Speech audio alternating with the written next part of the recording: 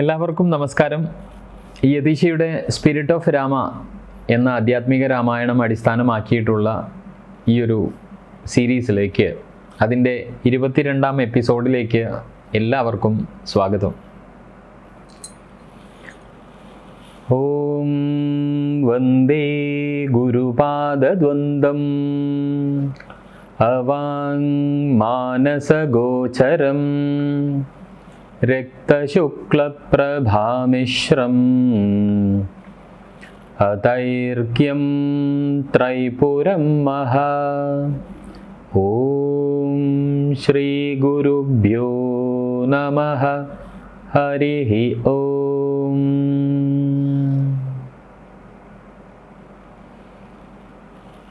ശ്രീരാമ രാമ രാമ ശ്രീരാമചന്ദ്രാജയ.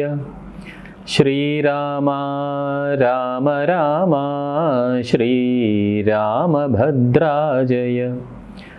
ശ്രീരാമ രാമ രാമ സീതാഭിരാമ രാമ. ശ്രീരാമ രാമ രാമ ലോകാഭിരാമ ജയ. ശ്രീരാമ രാമ രാമ രാവണാന്തക രാമ. ശ്രീരാമ മമ ഹൃദി രമതാം രാമ രാമ. ശ്രീരാഘവാത്മാ രാമ. ശ്രീരാമ രമാപതേ. ശ്രീരാമ രമണീയ വിഗ്രഹ നമോസ്തുതേ. നാരായണായ നമോ നാരായണായ നമോ നാരായണായ നമോ നാരായണായ നമഃ. ശ്രീരാമനാമം പാടി വന്ന പൈങ്കിളിപ്പെണ്ണേ, ശ്രീരാമചരിതം നീ ചൊല്ലിയിടുമടിയാതെ. ശാരിക പൈതൽ താനും വന്നിച്ചു വന്യന്മാരെ, ശ്രീരാമസ്മൃതിയോടെ പറഞ്ഞു തുടങ്ങിനാൾ. കഴിഞ്ഞ എപ്പിസോഡിൽ നമ്മൾ അംഗദൻ്റെ മനോവ്യഥയും സമുദ്രലംഘനത്തിന് ആവശ്യമായ സന്നാഹം കരുതി വയ്ക്കുന്നതിൻ്റെ ഒക്കെ പ്രാരംഭ നടപടികളാണ് നമ്മൾ മനസ്സിലാക്കിയിട്ടുണ്ടായിരുന്നത്. വിവിധ വാനരന്മാരോട് എത്ര യോജന ചാടുവാൻ സാധിക്കും എന്നൊക്കെ അംഗദൻ ചോദിക്കുന്നതും അതിനവരുടെ മറുപടിയും ഒക്കെ നമ്മൾ കണ്ടു. ഇപ്പം എല്ലാവരും 100 താഴെയുള്ള യോജനയുടെ കണക്കാണ് പറഞ്ഞതെങ്കിലും ലങ്കയിലേക്കുള്ള ദൂരം 100 യോജനയാണ്. ആ കഴിവുമായി ആരും മുന്നോട്ട് വന്നിട്ടുമില്ല. അപ്പോൾ വാനരന്മാരുടെ കൂട്ടത്തിലെ ഏറ്റവും പ്രായം കൂടിയ വാനരനായ ജാംബവാൻ പറയുന്നുണ്ട്, ഓ ശക്തരായ വാനരന്മാരെ, നമ്മളിൽ ആർക്കും ഈ സമുദ്രം കടക്കാൻ കഴിയില്ലെന്ന് തോന്നിപ്പോകുന്നു. വളരെ കാലം മുമ്പ് ഭഗവാൻ വിഷ്ണുവിന് തൻ്റെ 3 ചുവടുകൾ കൊണ്ട് 3 ലോകങ്ങളെയും അളക്കാൻ കഴിഞ്ഞ കാര്യമൊക്കെ നമ്മൾക്കറിയാം. അതൊക്കെ എൻ്റെ യൗവനകാലമായിരുന്നു. ഭഗവാന്റെ ശക്തിയെ പുകഴ്ത്താൻ ഞാൻ 10 നിമിഷ നേരം കൊണ്ട് 21 തവണ ഭഗവാനെ പ്രദക്ഷിണം ചെയ്തിട്ടുണ്ടായിരുന്നു. ഇപ്പോൾ എനിക്ക് പ്രായമായി. ഈ ഉപ്പുവെള്ള സമുദ്രം അല്ലെങ്കിൽ ഉപ്പുവെള്ളക്കുഴി കടക്കുവാനുള്ള എൻ്റെ ശക്തി നഷ്ടപ്പെട്ടു. ഭഗവാൻ കാലത്തിൻ്റെ രൂപത്തിൽ നിഗൂഢമായ രീതിയിൽ പ്രവർത്തിക്കുന്നു.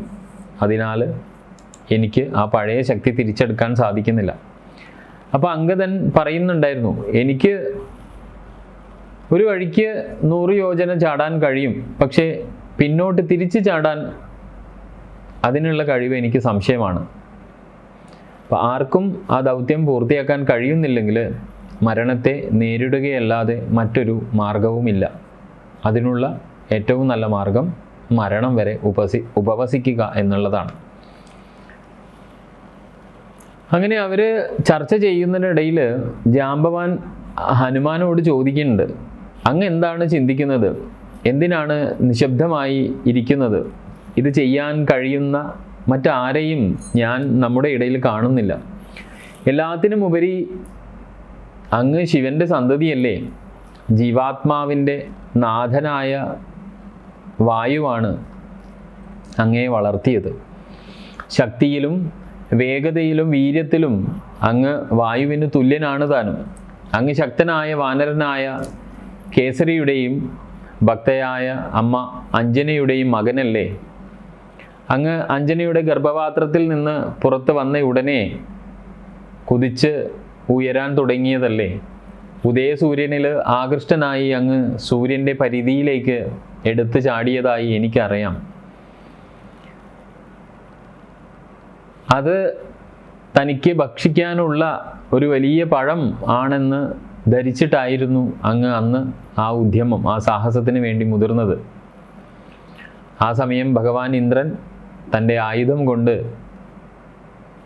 അങ്ങയെ തടഞ്ഞപ്പോൾ അങ്ങ് നിലത്തു വീഴുകയും വായു അങ്ങയെ ഉയർത്തി പാതാളത്തിലെത്തി അങ്ങയെ പരിചരിച്ച് പിന്നെ ത്രിമൂർത്തികളിൽ ബ്രഹ്മാവ്, വിഷ്ണു, മഹേശ്വരൻ എന്നിവർ അങ്ങയെ അനുഗ്രഹിച്ചു. അങ്ങനെ നമുക്കറിയാവുന്നത് പോലെ അങ്ങയുടെ താടിയെല്ലിനുണ്ടായ മുറിവും ഇന്ദ്രൻ്റെ ആയുധം മൂലമാണല്ലോ. അതിനാലാണ് അങ്ങേക്ക് ഹനുമാൻ എന്ന പേര് പോലും വന്നു ചേർന്നത്. അങ്ങനെ ഭൂതകാലത്തിലെ എല്ലാ സംഭവങ്ങളും അങ്ങ് മറന്നുപോയോ? സീതാദേവിയെ കാണിക്കാൻ ശ്രീരാമചന്ദ്രൻ അങ്ങയ്ക്ക് ചിഹ്നമായി നൽകിയ, അടയാളമായി നൽകിയ ആ മോതിരം അങ്ങയുടെ കൈവശമുണ്ട് എന്നുള്ളത് അങ്ങ് മറന്നു പോകരുത്. വീര്യവും പരാക്രമവും ആർക്കാണ് പൂർണ്ണമായി വിവരിക്കാൻ സാധിക്കുക? അങ്ങനെ ജാമ്പവാന്റെ ഈ പ്രോത്സാഹനമായ വാക്കുകൾ കേട്ടിട്ട് ശക്തനായ ഹനുമാൻ സിംഹത്തെ പോലെ ഗർജിക്കുകയാണ്. അത് ലോകം മുഴുവനും വലിയൊരു കമ്പനം സൃഷ്ടിക്കുകയാണ്. 3 ലോകങ്ങളെയും അളക്കുന്ന സമയത്ത് വാമനൻ ചെയ്തതുപോലെ അവനൊരു ഭീമാകാരമായ രൂപത്തിലേക്ക് വളർന്നു. ഒറ്റ ചാട്ടത്തിൽ ഞാൻ സമുദ്രം കടന്ന് ലങ്കയിലെത്തി നഗരം നശിപ്പിക്കും, രാവണനെ നശിപ്പിച്ച് അവൻ്റെ വംശത്തെ പിഴുതെറിയുകയും സീതയെ തിരികെ കൊണ്ടുവരികയും ചെയ്യും. അല്ലെങ്കിൽ രാവണനെ ബന്ധിച്ച ശേഷം ഞാൻ ശ്രീരാമചന്ദ്രനെ കാണാൻ പോകും. ത്രികുടാചലം വലത് കൈയിൽ വഹിച്ചുകൊണ്ട് ഇടത് കൈയിൽ ലങ്കാ നഗരവും ഞാൻ വഹിക്കും. എൻ്റെ പക്കൽ ശ്രീരാമചന്ദ്ര ഭഗവാൻ തന്ന അടയാള മോതിരം ഉള്ളതിനാൽ എനിക്കിതെല്ലാം ചെയ്യാൻ സാധിക്കും. അങ്ങനെ ആ സമയം ഹനുമാനോട് ജാമ്പവാൻ പറയുകയാണ്, അങ്ങ് ആദ്യം പോയി സീതാദേവിയെ കണ്ട് എന്താണ് വിശേഷങ്ങൾ എന്നറിഞ്ഞ് മടങ്ങുക. നമുക്ക് പിന്നീട് രാവണനോട് യുദ്ധം ചെയ്യാം. ശ്രീരാമചന്ദ്രൻ തീർച്ചയായും രാവണനെ വധിക്കും. അപ്പോൾ അങ്ങേക്ക് അങ്ങയുടെ വീര്യം പ്രദർശിപ്പിക്കാം. അങ്ങ് ആകാശത്തിലൂടെ സഞ്ചരിക്കുമ്പോൾ ഒരു തടസ്സവും നേരിടാതിരിക്കട്ടെ. വായുദേവനായ വായു എപ്പോഴും അങ്ങയുടെ കൂടെ ഉണ്ടാവും. അങ്ങ് വിജയിക്കും. വാനരന്മാർ ആവേശത്തോടെ ഹനുമാന് ആശംസകൾ നേർന്നുകൊണ്ട് അവിടുന്ന് വിട പറഞ്ഞു. അങ്ങനെ ഹനുമാൻ മഹേന്ദ്ര പർവ്വതത്തിൽ കയറി സ്ഥാനമേറ്റെടുത്ത് പരമമായ ഏകാഗ്രതയോടുകൂടെ എങ്ങനെയാണോ കഴുകൻ തൻ്റെ മുഖ്യ ശത്രുവായ സർപ്പങ്ങളെ നോക്കുന്നത്, അതുപോലെ ഹനുമാൻ ലങ്കയെ നോക്കിക്കൊണ്ടേയിരുന്നു. ഇതാണ് യഥാർത്ഥത്തിൽ കിഷ്കിന്ധാ കാണ്ഡത്തിൻ്റെ അവസാന ഭാഗം. ഇതോടുകൂടി ആ കാണ്ഡം അവസാനിക്കുകയാണ്. അപ്പോൾ ഇവിടെ ഈ കിഷ്കിന്ധാ കാണ്ഡത്തിൽ നമ്മൾ പരിചയപ്പെട്ട ഒരുപാട് കഥാപാത്രങ്ങളുണ്ട്. അതിൻ്റെയൊക്കെ താത്വികമായ തലം നമ്മൾ പരിശോധിച്ചിട്ടില്ല. അതിൽ ഏറ്റവും പ്രാധാന്യമുള്ളത് ഹനുമാൻ തന്നെയാണ്. ഹനുമാൻ്റെ നിഗൂഢമായ ഒരുപാട് മാനങ്ങളുണ്ട്. ഹനുമാൻ എന്ന കഥാപാത്രം രാമായണത്തിൻ്റെ കേന്ദ്ര അല്ലെങ്കിൽ രാമായണത്തിൻ്റെ ചാലകമായ ഒരു ശക്തി ചൈതന്യം തന്നെയാണ് കഥാപാത്രത്തിൽ. അത് സേവനത്തിൻ്റെ ശക്തിയായും ഭക്തിയുടെ ശക്തിയായും സംസാരത്തിൻ്റെ പവിത്രമായ ശക്തിയായും മനുഷ്യനും ഈശ്വരീയതയും തമ്മിലുള്ള ഒരു ജീവനുള്ള പാലമായും ഹനുമാൻ എന്ന ഹനുമത്ത് രൂപപ്പെടുത്തിയിട്ടുണ്ട് വാൽമീകി. ഹനുമാൻ എന്നത് ശക്തി, ഭക്തി, അതുപോലെ തന്നെ അതീന്ദ്രിയമായ അതിര് കടന്നത് എന്നിവയാൽ പ്രതിധ്വനിക്കുന്ന ഒരു നാമമാണ്. രാമായണത്തിൽ ഹനുമാൻ വെറും ഒരു വാനരൻ മാത്രമല്ല, ഈശ്വരീയമായ സേവനത്തിൻ്റെയും നിഗൂഢമായ ഊർജത്തിൻ്റെയും ഭാഷാപരമായ ആഴത്തിൻ്റെയും ഒക്കെ ഒരു സങ്കല്പം തന്നെയാണ് അദ്ദേഹം. ഇനി അദ്ദേഹത്തിൻ്റെ ആലങ്കാരികമായ വസ്തുതകൾ എടുത്തു നോക്കിയാൽ ഹനുമാൻ ഭക്തിയെ അതിൻ്റെ ഏറ്റവും ശുദ്ധമായ രൂപത്തിലാണ് പ്രതിനിധാനം ചെയ്യുന്നത്. ഭക്തിയാണ് പ്രതിനിധാനം ചെയ്യുന്നതെങ്കിലും അതിൻ്റെ ശുദ്ധമായ രൂപത്തിലാണ് അദ്ദേഹം പ്രതിനിധാനം ചെയ്യുന്നത്. നിസ്വാർത്ഥമായി, നിർഭയനായി, അചഞ്ചലനായി അദ്ദേഹത്തിൻ്റെ സമുദ്രത്തിന് കുറുകെയുള്ള ആ സമുദ്രലംഘനം നടത്തുന്ന സമയത്ത് അദ്ദേഹത്തിൻ്റെ ആ കുതിച്ചുചാട്ടം യഥാർത്ഥത്തിൽ ശാരീരികമായതും അതുപോലെ ആത്മീയവുമായ പരിമിതികളെ മറികടക്കുന്നതിന് നമ്മളോട് പറയുന്ന ഒരു അലങ്കാരമാണ്, ഒരു രൂപകമാണ്, ഒരു അടയാളമാണ് അത് യഥാർത്ഥത്തിൽ. അപാരമായ ശക്തി ഉണ്ടായിരുന്നിട്ടും അദ്ദേഹത്തിൻ്റെ വിനയം, ആ ശക്തിയുടെയും അപാര ശക്തി ഉണ്ടായിട്ടും അദ്ദേഹത്തിന് വളരെയേറെ വിനയമുണ്ടായിരുന്നു. അതുകൊണ്ട് തന്നെ ആ വിനയം കീഴടങ്ങലിൻ്റെയും ശക്തിയുടെയും സന്തുലിതാവസ്ഥയെ പ്രതിനിധാനം ചെയ്യുന്നതാണ്. ശക്തി ഉണ്ടെങ്കിൽ പോലും വിനയം ആവശ്യമാണ് ഒരു മനുഷ്യന്, ഒരു ജീവാത്മാവിന്. അപ്പോൾ അതിൻ്റെ പ്രതീകമാണ് യഥാർത്ഥത്തിൽ അവിടെ ഹനുമാൻ കാണിച്ചു തരുന്നത് നമുക്ക്. ഇനി ഹനുമാൻ എന്ന ആ തത്വത്തിൻ്റെ അല്ലെങ്കിൽ ആ കഥാപാത്രത്തിൻ്റെ സൂക്ഷ്മമായ വശം പരിശോധിക്കുന്ന സമയത്ത് ഹനുമാൻ പലപ്പോഴുമായിട്ട്, അല്ലെങ്കിൽ രാമായണത്തിലുടനീളം നമ്മൾ ഹനുമാൻ്റെ ചെയ്തികൾ, ക്രിയകൾ നോക്കിക്കഴിഞ്ഞാൽ നമുക്കത് മനസ്സിലാവും. അത് പലപ്പോഴും പ്രാണനുമായി ബന്ധപ്പെട്ടിരിക്കുന്നതാണ് ആ കഥാപാത്രം, അല്ലെങ്കിൽ നമ്മിലെ ജീവശക്തിയുമായി ബന്ധപ്പെട്ടിരിക്കുന്നതാണ്. അദ്ദേഹത്തിൻ്റെ ചലനാത്മകമായ ഊർജം യഥാർത്ഥത്തിൽ ശ്വസനത്തിൻ്റെയും ചൈതന്യത്തിൻ്റെയും ചലനത്തെ പ്രതിഫലിപ്പിക്കുന്നതാണ്. യോഗ പാരമ്പര്യങ്ങളിൽ ഭക്തിയിലൂടെയും അച്ചടക്കത്തിലൂടെയും ഉയർന്നു വരുന്ന സുഷുപ്തി അല്ലെങ്കിൽ ആത്മീയ ഊർജമായ ആ കുണ്ടലിനി ചൈതന്യവുമായി അദ്ദേഹം നേരിട്ട് ബന്ധപ്പെട്ടിരിക്കുന്നതായിട്ട് നമുക്ക് കാണാൻ സാധിക്കും. അത് യോഗശാസ്ത്രപരമായ വീക്ഷണത്തിൽ അല്ലെങ്കിൽ ദർശനത്തിൽ നമ്മൾ നോക്കിയാൽ മാത്രമേ മനസ്സിലാവൂ. ശ്രീരാമനിലുള്ള അദ്ദേഹത്തിൻ്റെ അചഞ്ചലമായ ശ്രദ്ധ, ഏകാഗ്രത, അത് അദ്ദേഹത്തിൻ്റെ ജീവാത്മാവിലേക്കുള്ള ഏകാഗ്രതയുടെ പാതയെ പ്രതിഫലിപ്പിക്കുന്നതാണ്. ശ്രീരാമൻ എന്നുള്ളത് ആത്മചൈതന്യമാണ്. ജീവശക്തി ചൈതന്യമായ അല്ലെങ്കിൽ പ്രാണശക്തിയായ ഹനുമാന് ജീവാത്മാവുമായി അചഞ്ചലമായ ശ്രദ്ധയുണ്ട്, ഏകാഗ്രതയുണ്ട്. ആത്മീയ സാക്ഷാത്കാരത്തിലേക്കുള്ള ഒരു താക്കോൽ തന്നെയാണത്. ഇനി യഥാർത്ഥത്തിൽ ഈ ഹനുമാൻ എന്ന പദം നമ്മൾ നോക്കുമ്പോൾ ഹനു എന്ന താടിയല്ല് അല്ലെങ്കിൽ വാക്ക് അല്ലെങ്കിൽ ശക്തി, മത് എന്ന് പറഞ്ഞാൽ കൈവശമുള്ളത് അല്ലെങ്കിൽ സമ്പന്നൻ. അതായത് വാക്ക് കൈവശമുള്ളത് അല്ലെങ്കിൽ ശക്തി കൈവശമുള്ളത്, അല്ലെങ്കിൽ വാക് സമ്പന്നൻ അല്ലെങ്കിൽ ശക്തി സമ്പന്നൻ. ഹനുമത്ത് എന്ന ഈ നാമം യഥാർത്ഥത്തിൽ എന്തിനെയാണ് പ്രതിഫലിപ്പിക്കുന്നത് എന്ന് ചോദിച്ചാൽ ശാരീരികമായ ശക്തി ഏറ്റവും പ്രധാനം. ഹനുമത്തിൻ്റെ താടിയല്ല് അല്ലെങ്കിൽ ഹനുമാൻ്റെ താടിയല്ല് അദ്ദേഹത്തിൻ്റെ ശക്തിയെയും തടസ്സങ്ങളെയും മറികടക്കാനുള്ള കഴിവിനെയാണ്. അതാണ് ആ പേരിൽ തന്നെ ആ നാമം ഹനുമാൻ. ഇപ്പം വാക്കും മന്ത്രവും താടിയല്ല്, കാരണം നമ്മളൊരു വാക്ക് ഉച്ചരിക്കാൻ വേണ്ടിയിട്ട് നമ്മൾക്ക് ഏറ്റവും അധികം വളരെ കൃത്യമായി വേണ്ടത് താടിയല്ല്, ബലമുള്ള താടിയല്ല് തന്നെയാണ് നമ്മുടെ ഉച്ചാരണം, അല്ലേ? നമ്മളെ ഈ പ്രപഞ്ചത്തെ പുനഃസൃഷ്ടിക്കുന്നത് ശബ്ദങ്ങളിലൂടെയാണ്, അക്ഷരങ്ങളിലൂടെയാണ്.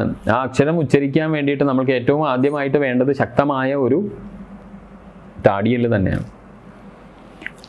ഈ താടിയല്ല്, ഈ വാക്കും മന്ത്രവും, താടിയല്ല് വാണിയുമായി, നമ്മുടെ വാക്കുമായി ബന്ധപ്പെട്ടിരിക്കുന്നു എന്ന് നമുക്ക് എല്ലാവർക്കും അറിയാം. ഇത് പവിത്രമായ ശബ്ദത്തിന്മേലുള്ള വൈദഗ്ധ്യത്തെയാണ് സൂചിക്കുന്നത്. ഹനുമാൻ എന്ന് പറയുമ്പോൾ യഥാർത്ഥത്തിൽ നമ്മുടെ പവിത്രമായ ശബ്ദവുമായി ബന്ധമുള്ള ആ താടിയലിനെ നമ്മൾ ഓർത്തെടുക്കണം.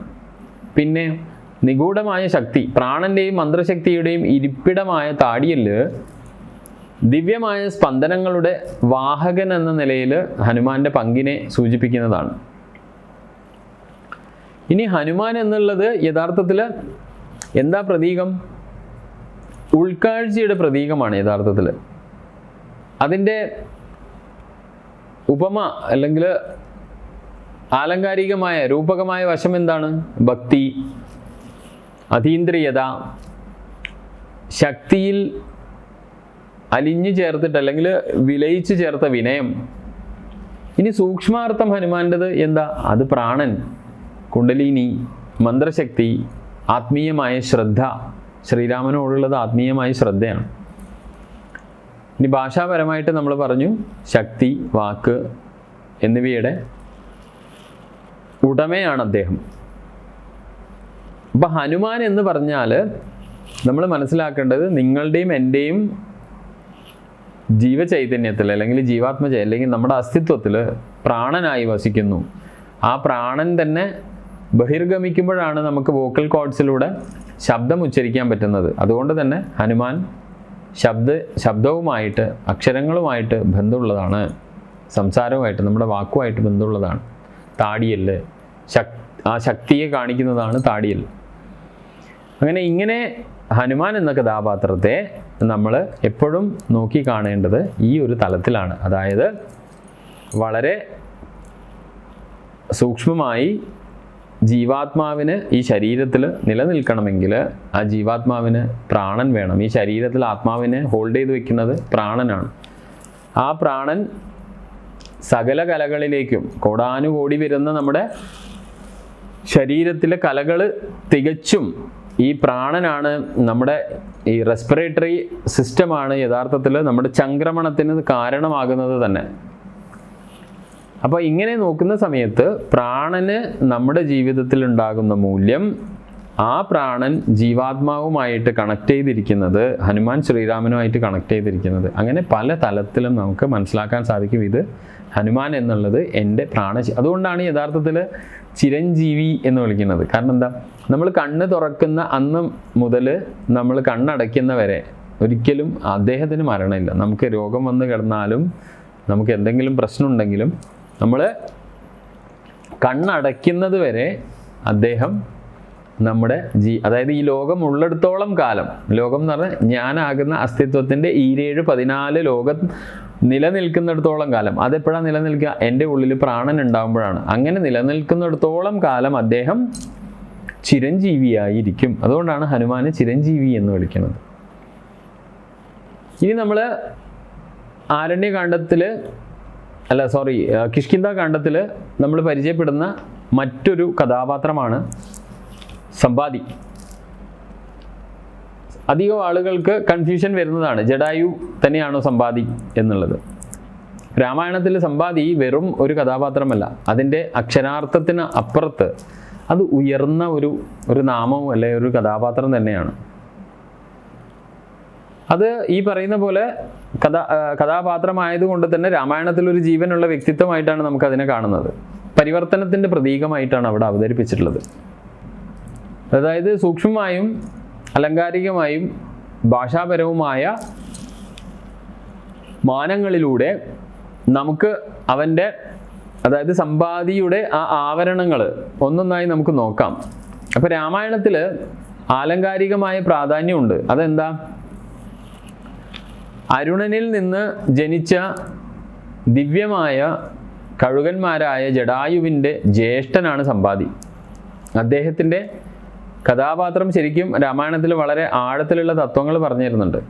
പ്രധാനപ്പെട്ട 3 കാര്യം നോക്കുമ്പോൾ തന്നെ 3 കാര്യത്തിൻ്റെ പ്രതീകമാണ്. ഒന്ന് പതനവും മോചനവും, പിന്നെ സാധാരണ കാഴ്ചയ്ക്ക് അപ്പുറത്തുള്ള ദർശനം, ദിവ്യദർശനം നമ്മൾ പറയുന്ന പോലെ, പിന്നെ വാർദ്ധക്യവും നമ്മുടെ ലക്ഷ്യവും. ഇങ്ങനെ 3 തത്വമാണ് നമ്മൾ സമ്പാദിയിൽ നിന്ന് പഠിക്കാനുള്ളത് രാമായണത്തിൽ. ഇപ്പം ജഡായുവിനെ സംരക്ഷിക്കുന്നതിനിടയിൽ സമ്പാദി ഒരിക്കൽ അതായത് ജഡായു സൂര്യൻ്റെ അടുത്ത് ചെന്ന സമയത്ത് ജഡായുവിൻ്റെ ചിറകുകൾ കരിയുന്ന സമയത്ത് ജഡായുവിനെ സംരക്ഷിക്കാൻ സൂര്യനോട് വളരെ അടുത്ത് പറക്കേണ്ടി വന്നു സമ്പാദിക്കും. അങ്ങനെ വളരെ അടുത്ത് പറന്ന സമയത്ത് അദ്ദേഹത്തിൻ്റെ ചിറകുകൾ കരിഞ്ഞുപോയി. ആകാശത്ത് നിന്നുള്ള ഈ ഒരു വീഴ്ച യഥാർത്ഥത്തിൽ അങ്ങനെ ചിറക് കരിഞ്ഞതിനാണ് അദ്ദേഹത്തിന് ആകാശത്ത് നിന്ന് പതിക്കേണ്ടി വന്നു. ആ പതിക്കുന്ന കാഴ്ച യഥാർത്ഥത്തിൽ എന്താണ്? അത് നമ്മളെ ആ വീഴ്ച എന്നുള്ളത് നമ്മിലെ അഹങ്കാരം, ത്യാഗം, ആത്മീയമായ ഉദ്ഭവം എന്നിവയുടെ ഒരു പ്രതീകം, ഒരു ഉപമയായിട്ടാണ് കാണേണ്ടത്. സ്വന്തം അഭിലാഷത്താലോ സ്വന്തം കർമ്മത്താലോ ഒരു ആത്മാവിൻ്റെ ജ്വലനം ഹനുമാനെയും വാനരന്മാരെയും നയിക്കുന്നതിൽ അദ്ദേഹത്തിൻ്റെ പങ്ക് നമുക്ക് രാമായണത്തിൽ കാണാം. അതായത് സീതാ അന്വേഷണത്തിൻ്റെ കാതലായ വശം സമ്പാദിയാണ് പറഞ്ഞു കൊടുക്കുന്നത്. അതെന്താണ്? കഷ്ടപ്പാടിൽ നിന്ന് അദ്ദേഹത്തിൻ്റെ ആ ഈ ജീവിതവുമായി മല്ലടിക്കുന്ന ഇടയിൽ നിന്ന് ജനിച്ച ജ്ഞാനത്തിൻ്റെ ഒരു അലങ്കാരം, ഒരു ഉപമയായിട്ട് വേണമെങ്കിൽ നമുക്കതിനെ പറയാം. ഇനി അതുപോലെ തന്നെ നമുക്ക് കാഴ്ചയ്ക്കപ്പുറമുള്ള ഒരു ദർശനത്തിൻ്റെ ലോജിക്ക് നമുക്ക് സമ്പാദിയിൽ നിന്ന് മനസ്സിലാക്കാൻ സാധിക്കും. അതെന്താണ്? ശാരീരികമായി നിലകൊള്ളുന്നവനാണെങ്കിൽ പോലും സമ്പാദിക്ക് ദീർഘവീക്ഷണമുള്ള ദർശനമുണ്ട്. അവൻ സീതയെ ലങ്കയിൽ കാണുന്നുണ്ട്. ഇത് യഥാർത്ഥത്തിൽ ഇവിടെ ഇരുന്നു കൊണ്ട് ലങ്ക ദർശിക്കാൻ പറ്റുന്നു എന്ന് പറയുമ്പോൾ ദീർഘദൃഷ്ടിത്വമാണ്, ദീർഘവീക്ഷണമാണ്. അത് ആന്തരികമായ ഒരു കാഴ്ചയെക്കുറിച്ചിട്ടാണ് നമ്മളോട് സംസാരിക്കുന്നത്. അതായത് അവന് ഇവിടെ ഇരുന്ന് സീതയെ ലങ്കയിൽ സീത എങ്ങനെ ഇരിക്കുന്നു എന്ന് ഇവിടെ നിന്ന് അദ്ദേഹത്തിന് മനസ്സിലാവുന്നത് നമ്മളിൽ ഓരോരുത്തരിലും ഉള്ള ആ ഒരു ഇന്നർ ദൃഷ്ടിയില്ലേ, നമ്മുടെ ആന്തരികമായ കാഴ്ച, ദിവ്യദൃഷ്ടി എന്ന് വിളിക്കുന്നത്, ആ തത്വമാണ് പറഞ്ഞു തരുന്നത്. അപ്പോൾ ശാരീരികമായ കഴിവുകളെക്കാൾ ഉൾക്കാഴ്ചയുടെ ഒരു ശക്തിയെ പ്രതിനിധാനം ചെയ്യുന്നതാണ് സമ്പാദി. വാർദ്ധക്യവും ലക്ഷ്യവും എന്ന മൂന്നാമത്തെ തത്വം നോക്കുമ്പോൾ സമ്പാദി യഥാർത്ഥത്തിൽ ഇവർ കണ്ടുമുട്ടുമ്പോൾ വൃദ്ധനാണ്, മുറിവേറ്റവനാണ്. എന്നിട്ടും അവൻ നിർണായകനാകുന്നു. അതായത് വാർദ്ധക്യത്തിലും രാമൻ്റെ അയനമായ രാമായണത്തിലെ സീതാന്വേഷണ ഭാഗത്ത് പ്രധാനമായ തുമ്പ് കൊടുക്കുന്ന പ്രധാനിയായി മാറുന്നു ആര്? സമ്പാദി.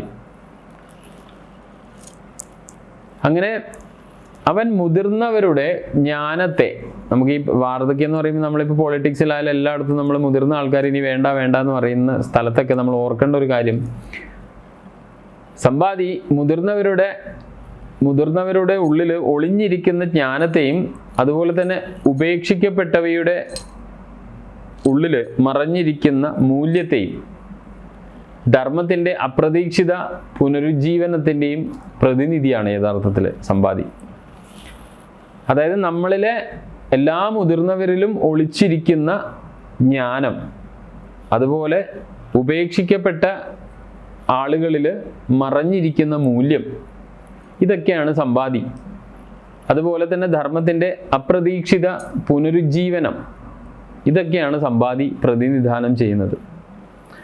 ഇനി സൂക്ഷ്മതയിൽ നോക്കിയാൽ, അല്ലെങ്കിൽ സൂക്ഷ്മാർത്ഥത്തിൽ നോക്കിയാൽ, സമ്പാദി എന്നുള്ളത് ഒരു ആത്മീയ കണ്ണട വെച്ച് നമ്മൾ നോക്കിയാൽ കർമ്മത്തിൻ്റെ ചിറകുകളെ പ്രതിനിധീകരിക്കുന്നതാണെന്ന് കാണാൻ സാധിക്കും. അതുപോലെ തന്നെ അദ്ദേഹത്തിൻ്റെ ചിറകുകൾ എരിയുന്നത് ഒരു തപസ് ആയിട്ടാണ് നമ്മൾ മനസ്സിലാക്കേണ്ടത്. പിന്നെ അറിവിൻ്റെ ഒരു കാവൽക്കാരനായിട്ടാണ് അദ്ദേഹത്തെ നാം മനസ്സിലാക്കുന്നത്.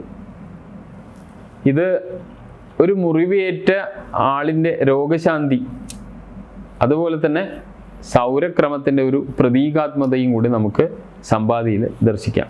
അപ്പോൾ സമ്പാദിയുടെ സൂക്ഷ്മാർത്ഥം നമ്മൾ പരിശോധിക്കുന്ന സമയത്ത് അദ്ദേഹം കർമ്മത്തിൻ്റെ അദ്ദേഹത്തിൻ്റെ ചിറകുകൾ യഥാർത്ഥത്തിൽ കരിഞ്ഞു പോകുന്നത് കർമ്മത്തിൻ്റെ ഫലമായിട്ടാണ്. കർമ്മഫലം എരിഞ്ഞു തീരുന്നതിൻ്റെ പ്രതീകം.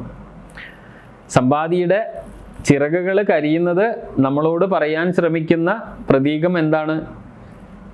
കരിഞ്ഞ ചിറകുകൾ നമ്മുടെ എല്ലാം മുൻകാല കർമ്മഫലങ്ങളുടെ പ്രതീകമാണ്. ഈശ്വരനിലേക്കുള്ള യാത്രയിലേക്ക്, അല്ലെങ്കിൽ സൂര്യനോട് അടുത്ത് പോകുന്ന സമയത്താണ് അത് കത്തിപ്പോകുന്നത്.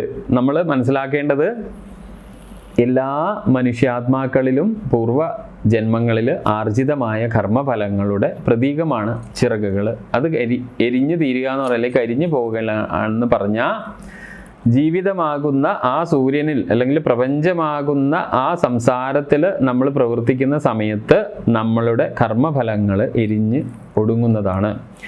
അങ്ങനെ നമ്മളുടെ ആ കർമ്മഫലങ്ങളുടെ ആ ഭണ്ഡാരത്തെ പരിമിതപ്പെടുത്തുകയും നമ്മെ ശുദ്ധീകരിക്കുകയും ചെയ്യുന്ന ഒരു പ്രതീകമാണ് യഥാർത്ഥത്തിൽ അദ്ദേഹത്തിൻ്റെ ചിറകുകൾ കത്തുന്നതിൽ നിന്ന് നമ്മൾ മനസ്സിലാക്കേണ്ടത്.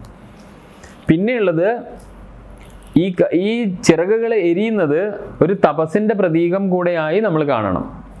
നമ്മളെ സാധാരണ മായയുടെ കഞ്ചുകങ്ങൾക്ക് അകത്ത് പിടിയിലായിപ്പോയ ഒരു സാധാരണ മനുഷ്യാത്മാവ് ഉയർന്ന അവബോധത്തിലേക്ക് അവനെ നയിക്കുന്ന ഒരു പരിവർത്തനാത്മക കഷ്ടപ്പാട്, അല്ലെങ്കിൽ സ്ട്രഗിള്, അല്ലെങ്കിൽ ഈ പറയുന്ന പെനൻസ്, ഈ പറയുന്ന പോലെ വ്രതം, ഒരു തപസ് ഒക്കെയാണ് യഥാർത്ഥത്തിൽ ചിറകുകൾ കത്തിപ്പോവുക എന്ന് പറഞ്ഞാൽ നമ്മൾ ഉദ്ദേശിക്കുന്നത്.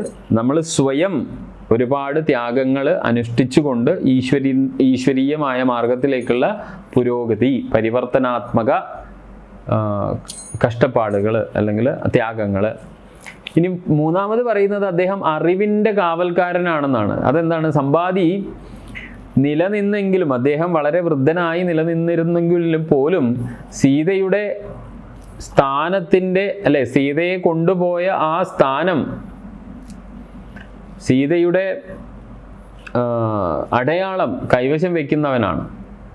അതുകൊണ്ട് തന്നെ അവൻ ദിവ്യമായ ജ്ഞാനത്തിൻ്റെ കാവൽക്കാരനാണ് എന്ന് പറയും.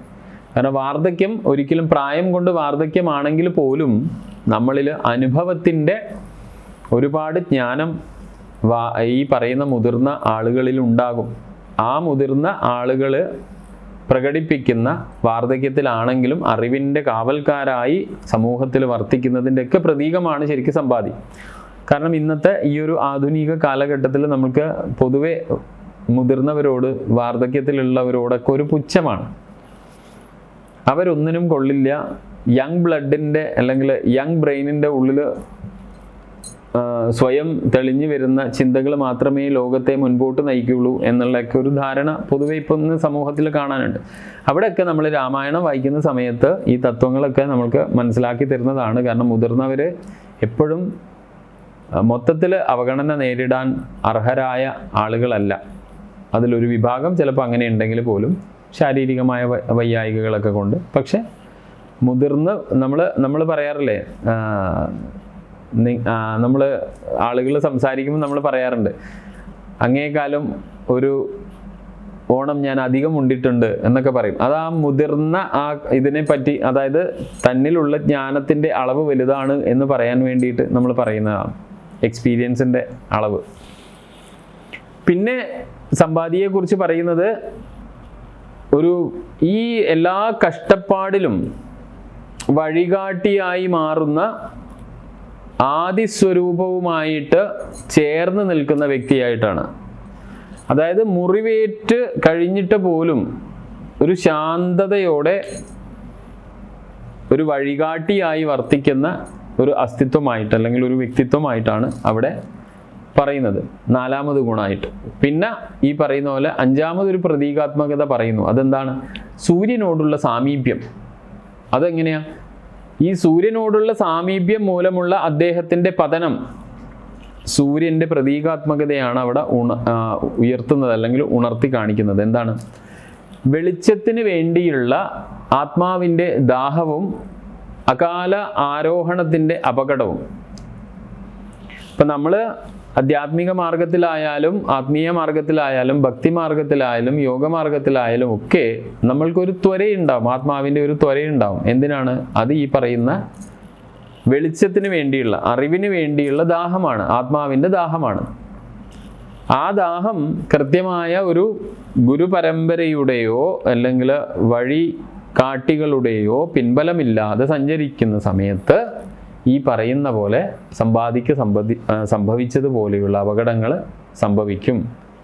അതാണ് അകാലമായ ആരോഹണത്തിൻ്റെ അപകടം എന്ന് പറയുന്നത്. കാരണം കാലത്തിനനുസരിച്ചിട്ടാണ് നമ്മളിൽ ആരോഹണം ഉണ്ടാവേണ്ടത്. അകാലമായി നമ്മുടെ ഗ്രോത്ത് എപ്പോഴും നമ്മൾക്ക് അപകടം ക്ഷണിച്ചു വരുത്തും.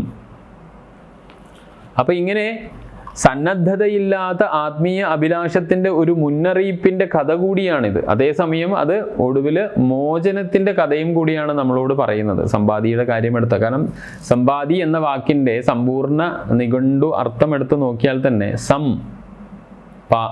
പതി എന്നുള്ളതാണ്. സം എന്നുള്ളത് ഒരുമിച്ച്, പൂർണ്ണമായ, തീവ്രമായ, സമ്പൂർണത, ഐക്യം, തീവ്രത എന്നൊക്കെ വേണമെങ്കിൽ പറയാം. പതി എന്ന് പറഞ്ഞാൽ വീഴുക, വീഴ്ച അല്ലെങ്കിൽ ഇറക്കം, അപ്പം അങ്ങനെ നോക്കുമ്പോൾ സമ്പതി അല്ലെങ്കിൽ സമ്പാദി എന്ന് പറഞ്ഞാൽ എന്താ അർത്ഥം? ഒരുമിച്ച് ഒന്നായി വീണവൻ, അല്ലെങ്കിൽ തീവ്രമായി അല്ലെങ്കിൽ പൂർണ്ണമായും വീണുപോയവൻ, അല്ലെങ്കിൽ പൂർണ്ണമായ കീഴടങ്ങലിൻ്റെ ഒരു അലങ്കാര പദം എന്ന് വേണമെങ്കിൽ പറയാം. അതുപോലെ തന്നെ തീവ്രമായി പറന്നവൻ, ആത്മീയ അഭിലാഷത്തിൻ്റെ ഒരു രൂപകമായി. അതുപോലെ ലക്ഷ്യത്തോടെ ഇറങ്ങിയവൻ, പിന്നെ ത്യാഗപരമായ ഒരു താഴ്ചയുടെ ഒരു പ്രതീകം. ഈ ദ്വൈതം, അതായത് ഇപ്പം നമ്മൾ പറഞ്ഞതിൻ്റെ അതിലൊരു ദ്വൈതത ഇരിക്കുന്നുണ്ട്. എന്താ? ഒരു സ്ഥലത്ത് വീഴ്ചയും ഒരു സ്ഥലത്ത് ഉയർച്ചയുടെയും കാര്യം പറയുന്നുണ്ട്. അപ്പം സമ്പാദിയുടെ ആ പേരിൻ്റെയും അതിൻ്റെ സമ്പാദിയുടെ പങ്കും അത് രാമായണത്തിലൊരു വലിയ സത്തയാണ്. പ്രതീകമായിട്ട് അല്ലെങ്കിൽ പ്രതീകാത്മകമായി സമ്പാദി എന്താണ് സമ്പാദി പ്രതിനിധീകരിക്കുന്നത് അല്ലെങ്കിൽ പ്രതീകമായി വർത്തിക്കുന്നത് എന്ന് ചോദിച്ചാൽ അത് ഈ പറയുന്ന പോലെ വ്യത്യസ്തമായ മാനവും വ്യത്യസ്തമായ ഉൾക്കാഴ്ചകളുമാണ്. ഇനി എന്താണ് അതിൻ്റെ ആലങ്കാരികത എന്ന് ചോദിച്ചാൽ ത്യാഗമാണ്, മോക്ഷമാണ്, അതുപോലെ സാധാരണ പരിധികൾക്കപ്പുറത്തുള്ള ദർശനം, ദിവ്യദർശനം. പിന്നെ അതിൻ്റെ സൂക്ഷ്മാർത്ഥം പരിശോധിച്ചാൽ അത് കർമ്മമാണ്. സമ്പാദി കർമ്മത്തെ സൂചിപ്പിക്കുന്നു, തപസ്സിനെ സൂചിപ്പിക്കുന്നു, നമ്മളിൽ അന്തർലീനമായി മറഞ്ഞിരിക്കുന്ന ജ്ഞാനത്തെ, പിന്നെ സൗരവാജ്ഞയെ, അതായത് ആത്മാവിൻ്റെ പ്രകാശത്തോടുള്ള ആ അഭിവാജ്ഞയെ പ്രതിനിധാനം ചെയ്യുന്നതാണ് സമ്പാദി. ഇനി നിഘണ്ടുപരമായി നോക്കിയാൽ തീവ്രമായ വീഴ്ച അല്ലെങ്കിൽ പലായനം സമ്പാദി. പിന്നെ ലക്ഷ്യത്തോടെയുള്ള ഇറക്കം, കഷ്ടപ്പാടിലൂടെയുള്ള ഐക്യം. അങ്ങനെ വീഴുന്നവർക്ക് പോലും, നിങ്ങളും ഞാനും അല്ലെ, ഇന്നത്തെ സമൂഹത്തിൽ നമ്മൾ കാണുന്നതാണ്, ആത്യന്തികമായി നമ്മുടെ ജീവിതത്തിൽ എവിടെയെങ്കിലും തോറ്റുപോയി വീണുപോയാൽ പോലും വീണ്ടും ഉയർത്തെഴുന്നേൽക്കാൻ കഴിയുമെന്നാണ് യഥാർത്ഥത്തിൽ സമ്പാദ്യ നമ്മളെ പഠിപ്പിക്കുന്നത് അല്ലെങ്കിൽ ഓർമ്മിപ്പിക്കുന്നത്. അങ്ങനെ പറന്നുയരുന്നതിൽ മാത്രമല്ല, മറിച്ച് ധർമ്മത്തെ കാണുന്നതിലൂടെയും വഴി കാട്ടുന്നതിലൂടെയും സേവിക്കുന്നതിലൂടെയും കൂടെയാണ് ആ പുനർജനി സംഭവിക്കേണ്ടത്. അപ്പോൾ ശരിക്കും നമ്മൾ ഈ സമ്പാദി എന്നുള്ള ക്യാരക്ടറിന് ഭാരതീയമായ സനാതനമായ ധർമ്മത്തെ ഒഴിച്ചു നിർത്തിയാൽ വീണ്ടും വ്യത്യസ്തമായ സംസ്കാരങ്ങളിൽ നമുക്ക് ഇങ്ങനെയുള്ള ഈ പക്ഷികളുമായി റിലേറ്റ് ചെയ്തിട്ടുള്ള കാര്യങ്ങൾ, ഇതിഹാസങ്ങൾ നമുക്ക് കാണാം. ഇത് ഗ്രീക്ക് സാംസ്കാരിക മൂല്യങ്ങളിൽ അല്ലെങ്കിൽ ഗ്രീക്ക് സംസ്കാരത്തിൽ പ്രത്യേകിച്ച് അഹങ്കാരത്തിൻ്റെ ആശയങ്ങളെക്കുറിച്ച് സംസാരിക്കുന്ന സമയത്ത് അവിടെ ഈശ്വരീയമായ ക്രമത്തോടുള്ള അമിതമായ അഹങ്കാരം അല്ലെങ്കിൽ ധിക്കാരം ആഴത്തിൽ വേരൂന്നിയ സന്ദർഭങ്ങളിൽ മിതത്വത്തിൻ്റെ പ്രാധാന്യവും ഈ പറയുന്ന ഐതിഹ്യ കഥ ആദ്യം ശരിക്കും BC 60 ഡിയോഡോറസ് എന്ന് പറയുന്ന രേഖ, അതായത് ഈ പറയുന്ന ഇതിഹാസം AD 8 തന്നെ, അതായത് ഒരു 1-ാം നൂറ്റാണ്ട് ആധുനിക കാലഘട്ടത്തിൻ്റെ ആരംഭത്തിൽ ഈ പറയുന്ന കാഴ്ചപ്പാട് വളരെ ജനപ്രിയമായിരുന്നു. അപ്പോൾ ഈ രാജാക്കന്മാർ എഴുതിയ ഇതിഹാസ കാവ്യങ്ങളിലൊക്കെ ഒരു വാസ്തുശില്പിയായ ഡീഡലസിൻ്റെ മകനായ ഇക്കാറസ് എന്ന് പറയുന്ന ഒരു കഥാപാത്രത്തെ നമുക്ക് അവിടെ കാണാം. സമ്പാദിക്ക് വളരെ ക്ലോസ് ആയിട്ട് അല്ലെങ്കിൽ അതിനോട് റിലേറ്റ് ചെയ്യാൻ പറ്റുന്ന ഒരു കഥാപാത്രം. കാരണം ആ ഇതിഹാസ പ്രകാരം ഈ ഡീഡലസിനെയും അദ്ദേഹത്തിൻ്റെ മകനെയും ശരിക്കും തടവിലാക്കുകയാണ്.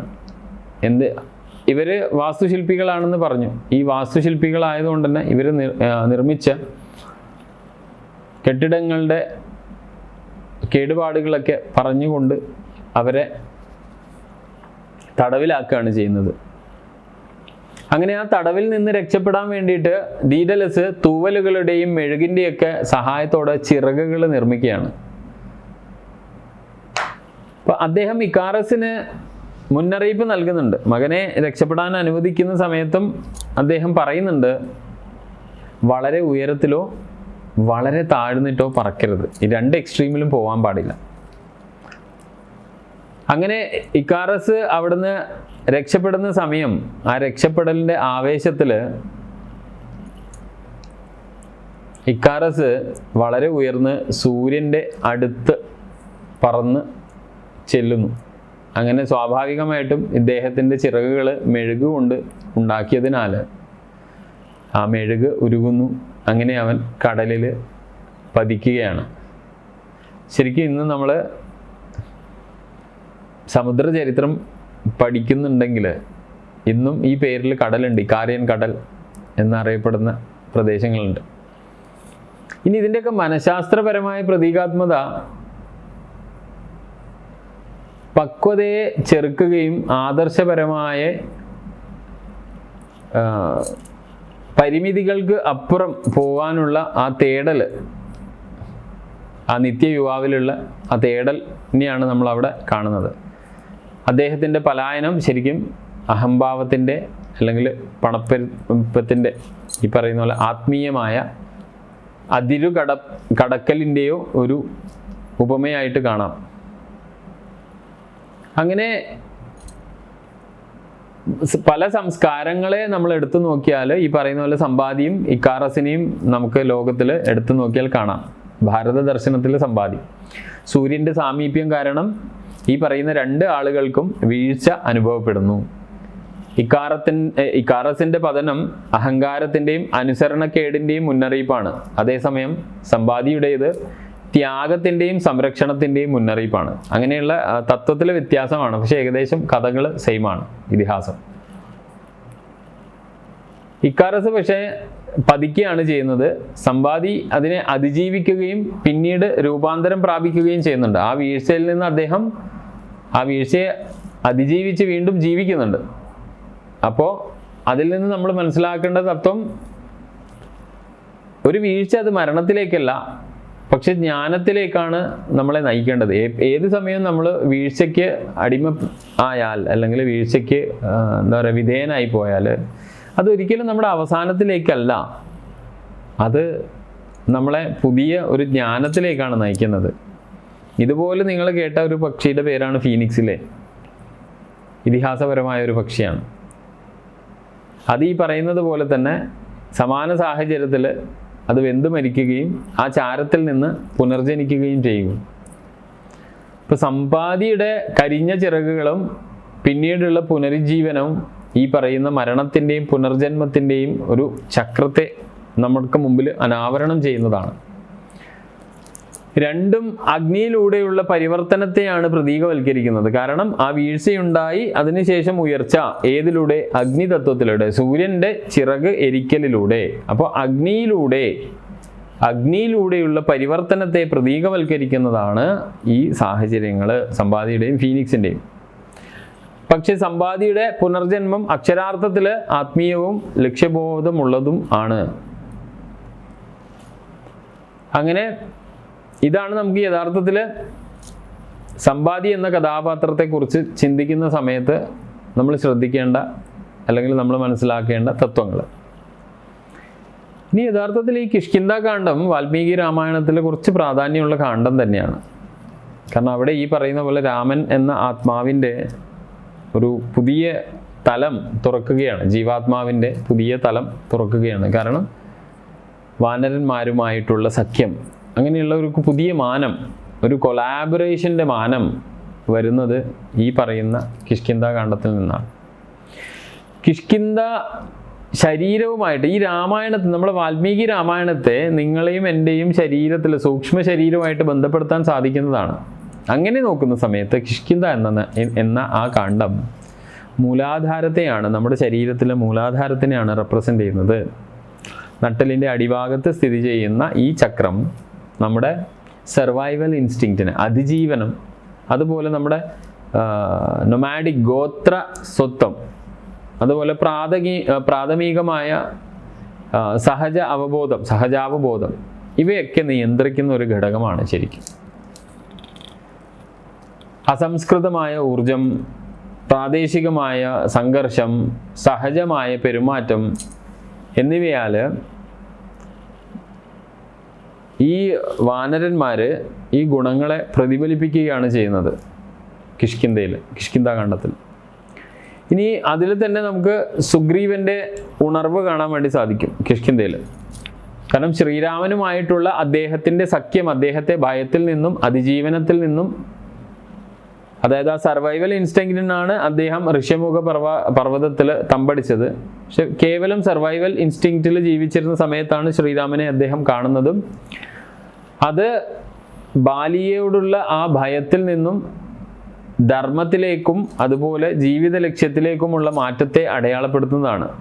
അപ്പം ഇത് മൂലതലത്തിൽ പറഞ്ഞാൽ ആത്മീയമായ ഇച്ഛാശക്തിയുടെ സജീവമായ ആ പ്രവണതകളെ പ്രതീകപ്പെടുത്തുന്നതാണ്. അപ്പോൾ കിഷ്കിന്ധാകാന്ഡം നമ്മുടെ സൂക്ഷ്മ ശരീരത്തിൽ ചക്രവ്യവസ്ഥയിൽ മൂലാധാരമാണ്. അതുപോലെ ഇതിൽ ഒരുപാട് തത്വങ്ങളുണ്ട് കിഷ്കിന്ധാകാന്ഡത്തിൽ. അതിൽ പ്രധാനം സുഗ്രീവൻ്റെ ഉണർവ്. കാരണം ഭയത്താൽ അതുപോലെ തന്നെ അതിജീവനത്തിൻ്റെ ആ ഇൻസ്റ്റിങ്ക്റ്റ് കൊണ്ട് മാത്രം, ആഗ്രഹങ്ങൾ, അതിൻ്റെ ആസക്തി കൊണ്ട് മാത്രം ജീവിക്കുന്ന ആൾ, ഉണർവില്ലാത്ത ഒരു മനുഷ്യൻ ശ്രീരാമചന്ദ്രനെ അദ്ദേഹത്തിൻ്റെ സഖ്യം ചേർക്കുന്നതോടുകൂടി അദ്ദേഹത്തിൻ്റെ ജീവിതം മാറിമറിയുകയാണ്. ഇനി ഹനുമാനെ എടുത്തു നോക്കിയാൽ ഹനുമാൻ്റെ കുതിപ്പ് നമ്മൾ കാണുന്നത് യഥാർത്ഥത്തിൽ കിഷ്കിന്ധാകാന്ഡത്തിലാണ്. കാരണം എന്താ? കിഷ്കിന്ധാകാന്ഡത്തിൽ നിന്ന് ലങ്കയിലേക്കുള്ള അദ്ദേഹത്തിൻ്റെ യാത്ര നമ്മുടെ ശരീരം വെച്ച് ചിന്തിച്ചു കഴിഞ്ഞാൽ, യോഗശാസ്ത്രത്തിൻ്റെ കണ്ണാടിയിലൂടെ നോക്കിയാൽ നമ്മളിലെ കുണ്ടലിനിയുടെ ഉയർച്ച, അതിനെയാണ് യഥാർത്ഥത്തിൽ സമുദ്രലംഘനത്തിന് ഹനുമാൻ്റെ ആ ചാട്ടം ഉദ്ദേശിക്കുന്നത്, അല്ലെങ്കിൽ ഹനുമാൻ്റെ ആ കുതിപ്പ്. അടിത്തറയിൽ നിന്ന് ഉയർന്ന ബോധത്തിലേക്കുള്ള ഊർജത്തിൻ്റെ ആ ഊർധ്വഗതിയായ കുതിച്ചു ചാട്ടത്തെയാണ് യഥാർത്ഥത്തിൽ ലങ്കയിലേക്കുള്ള ഹനുമാന്റെ കുതിച്ചു ചാട്ടം റെപ്രസെൻ്റ് ചെയ്യുന്നത്. അപ്പം ഇതിനൊക്കെ കിഷ്കിന്ധാകാന്ഡത്തിൽ വീണ്ടും നമ്മൾ കഥാപാത്ര സന്ദർഭങ്ങൾ പരിശോധിക്കുമ്പോൾ ഉത്തേജകമായി ശ്രീരാമൻ വന്നു ചേരുന്നത് കാണാം. അപ്പം ശ്രീരാമൻ്റെ സാന്നിധ്യം ഒരു സാധകൻ്റെ ഊർജത്തിൻ്റെ പരിവർത്തനത്തിന് തുടക്കമിടുന്നതാണ്. അപ്പം നിങ്ങളും ഞാനും ഈ പറയുന്ന ശ്രീരാമ ഉപാസന തുടങ്ങുന്നതിനൊക്കെ മുൻപേ നമ്മളിൽ ഒരു ചൈതന്യത്തിൻ്റെ പരിവർത്തനം, അതിന് തുടക്കമിടുന്നതാണ് യഥാർത്ഥത്തിൽ ആ കിഷ്കിന്ധാകാന്ഡത്തിലെ ശ്രീരാമൻ്റെ ഈ വാനരന്മാരുടെ ഇടയിലുള്ള സാന്നിധ്യം. അത് അടിസ്ഥാനത്തിൽ നിന്ന്, അതായത് മൂലാധാരത്തിൽ നിന്ന് ദൈവികമായ ഈശ്വരീയമായ സാക്ഷാത്കാരത്തിലേക്ക് നയിക്കുന്നതാണ്, സഹസ്രാരത്തിലേക്ക് നയിക്കുന്ന ഒരു ഉത്തേജകമാണ് ശ്രീരാമൻ എന്ന് മനസ്സിലാക്കാം നമുക്ക്. ഇനി നമ്മൾ ശ്രീ വാൽമീകി രാമായണം ഈ പറയുന്ന പോലെ തന്നെ അതിൻ്റെ ഓരോ കാണ്ഡങ്ങൾ എടുത്ത് വെച്ച് പരിശോധിച്ചാൽ പോലും നമുക്ക് നമ്മുടെ ശരീരത്തിലെ ചക്രവ്യവസ്ഥയുമായിട്ട് വളരെ ബന്ധിപ്പിച്ചിട്ടാണ് വാൽമീകി മഹർഷി ഇതൊക്കെ എഴുതിയിട്ടുള്ളത് എന്ന് മനസ്സിലാക്കാൻ സാധിക്കും. അത് നമുക്ക് കാണ്ഡങ്ങൾ വെച്ച് തന്നെ നോക്കാം.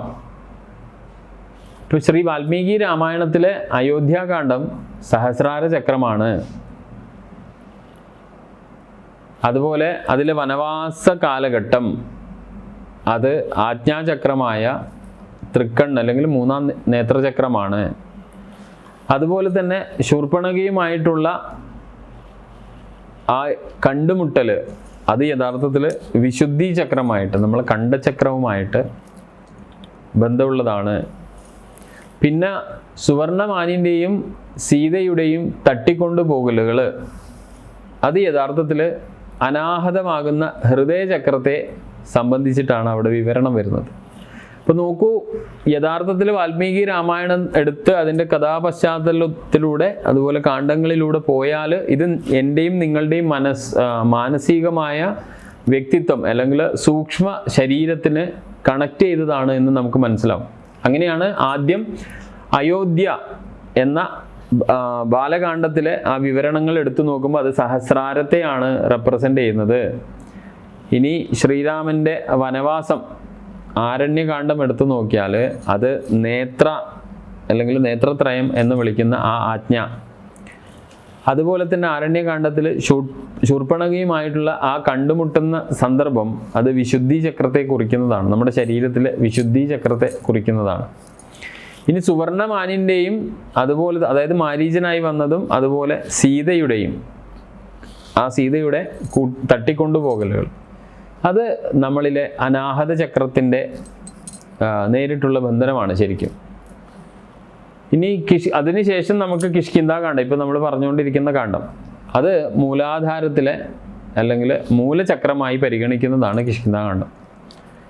ഇനി ഹനുമാന്റെ ആ കുതിപ്പും ലങ്കയും റെപ്രസെൻ്റ് ചെയ്യുന്നത് മണിപൂരക ചക്രമാണ്, സോളാർ പ്ലക്സസ് എന്ന ആ ചക്രമാണ്. പിന്നീടുള്ളത് രാവണനുമായുള്ള യുദ്ധം പറയുന്ന യുദ്ധകാന്ഡം, അത് യഥാർത്ഥത്തിൽ സ്വാധിഷ്ഠാന ചക്രം അല്ലെ സേക്രൽ ചക്ര എന്ന് പറയുന്ന ആ ചക്രവുമായി ബന്ധപ്പെട്ടിട്ടുള്ളതാണ്. പിന്നെ വീണ്ടും പട്ടാഭിഷേകം നടക്കുന്ന അയോധ്യ, അത് തിരികെ നമ്മൾ സഹസ്രാരത്തിലേക്ക് മടങ്ങുന്നതാണ്.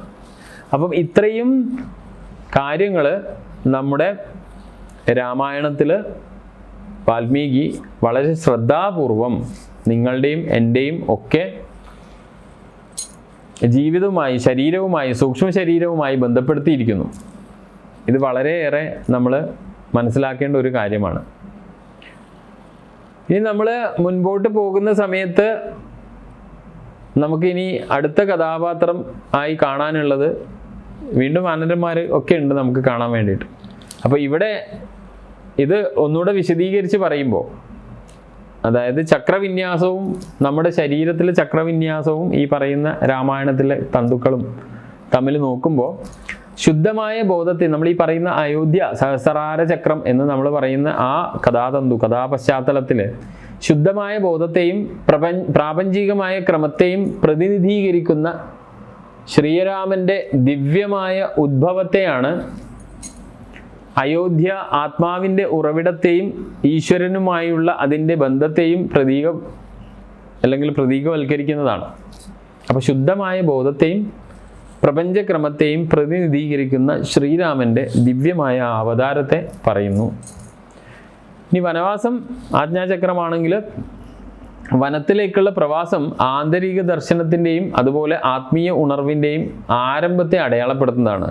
സാധകർക്ക് മായയുടെ പ്രഭാവത്തിന് അപ്പുറത്ത് കാര്യങ്ങൾ മനസ്സിലാക്കുവാനുള്ള ഒരു ശക്തി പകരുന്നതാണ്. പിന്നെയുള്ളത് ശൂർപ്പണഖയുടെ കണ്ടുമുട്ടലാണ് പറഞ്ഞത്. അത് വിശുദ്ധി ചക്രത്തിലാണെന്ന് നമ്മൾ പറയുകയും ചെയ്തു. അത് സത്യത്തിൻ്റെ വികലതയും ആശയവിനിമയത്തിൻ്റെ വെല്ലുവിളിയും ധർമ്മം പ്രകടിപ്പിക്കുവാനും മായയെ തിരിച്ചറിയുവാനുമുള്ള സാധകൻ്റെ കഴിവാണ് യഥാർത്ഥത്തിൽ ഈ കഥാതന്തു നമ്മളോട് പറയുന്നത്. ഇനി സുവർണമാനിൻ അല്ലെങ്കിൽ സീതയുടെ തട്ടിക്കൊണ്ടുപോകലുകൾ, അത് അഭിവാജ്ഞ, മായ, വൈകാരികമായ പ്രക്ഷോഭം എന്നിവ ഹൃദയത്തിൻ്റെ പരീക്ഷണങ്ങളെ പ്രതിഫലിപ്പിക്കുന്നതാണ്. അപ്പോൾ ഇവിടെ സാധകന് ആസക്തിയെയും വേർപിരിയലിൻ്റെയൊക്കെ വേദനയെയും നേരിടുന്നതാണ്. ഇനി അത് കഴിഞ്ഞിട്ട് മൂലാധാര ചക്രമാകുന്ന കിഷ്കിന്ധാകാന്ഡം നോക്കുമ്പോൾ മുമ്പ് നമ്മൾ പറഞ്ഞ പോലെ തന്നെ ഇത് ഒരു സാധകനെ അതിജീവനത്തിലും അതുപോലെ അവൻ്റെ ഗോത്ര സ്വത്വത്തിലും ഉറപ്പിക്കുന്നതാണ്. കുലദേവതാ പാരമ്പര്യമൊക്കെ വരുന്നത് അവിടെയാണ്. അവിടെ നിന്ന് ആ അടിസ്ഥാനത്തിൽ നിന്നാണ് മുകളിലേക്ക് ഉയരുന്നത്. ഇനി ഹനുമാന്റെ കുതിപ്പും ലങ്കയുടെ ഇതൊക്കെ മണിപൂരകമായിട്ടാണ് ബന്ധപ്പെടുത്തിയിട്ടുള്ളത്. അതിൽ ഇച്ഛാശക്തി, ധൈര്യം, പരിവർത്തനം എന്നിവയുടെ വളരെ ദൃഢതയാണ് യഥാർത്ഥത്തിൽ ഹനുമാന്റെ കുതിപ്പ്. ദൃഢനിശ്ചയത്തിൻ്റെയും പ്രവർത്തന ശക്തിയുടെയും ആ അഗ്നിയെ, ആ ഫയറിനെ ഉൾക്കൊള്ളുന്നതാണ്.